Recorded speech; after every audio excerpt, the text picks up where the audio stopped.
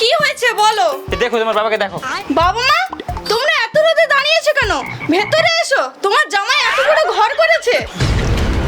ঘর করেছে? জামাই ঘর করেছে? হ্যাঁ বলছি মা, জামাই যে ঘুষ দিয়ে চাকরিটা পেয়েছে, চাকরিটা আছে না গেছে?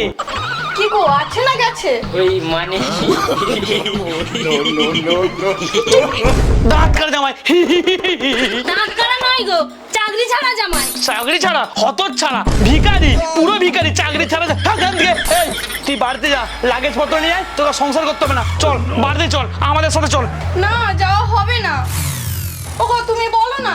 বলবো মানে শ্বশুর মশাই একটা খুশির খবর আছে, তুমি না দাদু হতে চলেছো। ওগো তুমি আর রাগ করো না, এই দুঃখের সময় মেয়েটা খুশির খবর শোনালো, তুমি দাদু হবে আমি দিদা হবো, না রাগ করো না। শ্বশুর মশাই চলুন তাহলে মিষ্টি মুখ করে আসি আমরা। মিষ্টি মুখ? শুধু মিষ্টি মুখ আমরা করবো না, সবাইকে মিষ্টি মুখ করাবো।